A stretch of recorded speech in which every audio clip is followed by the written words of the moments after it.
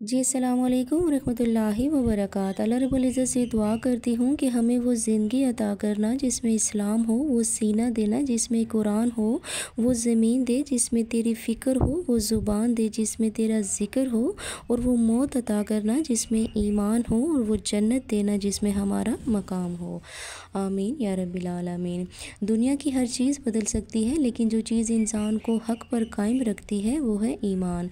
अच्छा, ईमान क्या है? सिर्फ ज़ुबान से कलमा पढ़ लेना नहीं। ईमान एक रोशनी है, एक यकीन है, एक रास्ता है जो हमें अल्लाह की तरफ ले जाता है। अच्छा, कलमा पढ़ने के कितने फ़राइज़ हैं, इंशाअल्लाह उस पर भी बात करूँगी।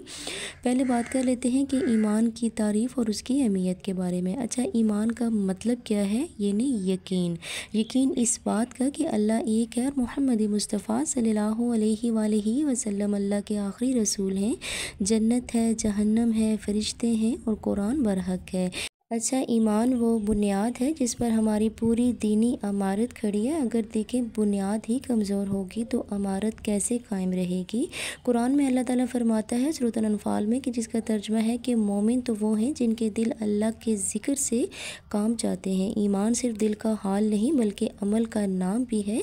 ईमान हमें सब्र सिखाता है। आपको पता है जिसके दिल में ईमान होता है वो छोटे से अमल पर भी अल्लाह की रज़ा ढूंढता है।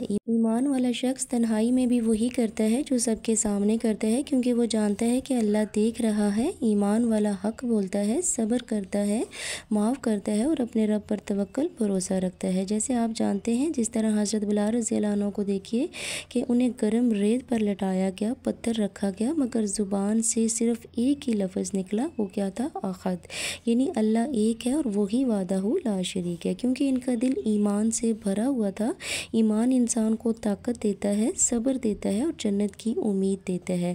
अगर देखा जाए तो आज हम कहाँ खड़े हैं? आज हमारे दिल ईमान से खाली हो चुके हैं। हम नमाज़ छोड़ देते हैं, झूठ बोल लेते हैं, रिश्वत देते हैं और फिर ख़ुद को मोमिन कहते हैं। देखिए, ईमान सिर्फ दावा नहीं, एक ज़िम्मेदारी है।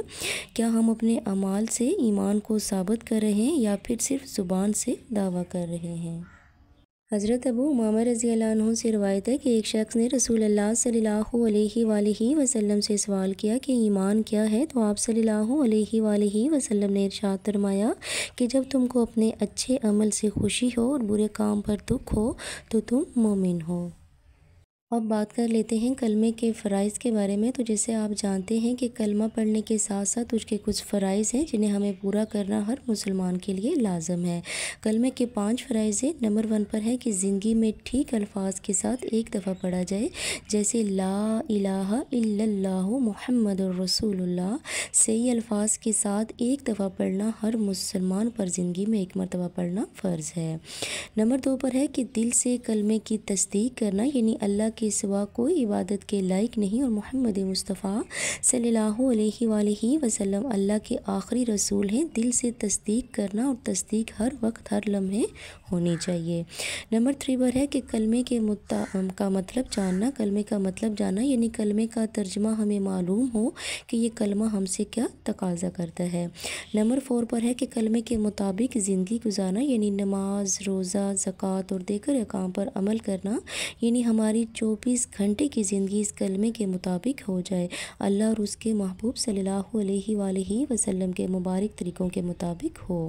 नंबर 5 पर है कि इस कलमे को पूरी दुनिया में फैलाने की कोशिश करना, यानी एक इंसान अपना पक्का इरादा कर ले कि जहाँ भी जाऊँगा इस कलमे के साथ ही रहूँगा और गैर मुस्लिम को इस कलमे की दावत दूँगा। अल्लाह रब्बुल इज़्ज़त से दुआ करती हूँ कि अल्लाह पाक हमें इस कलमे के फ़राइज़ को पूरा करने की तौफ़ीक अता फ़रमाए। आमीन या रब्बिल आलमीन। इजाज़त दीजिएगा, फ़ी अमानिल्लाह।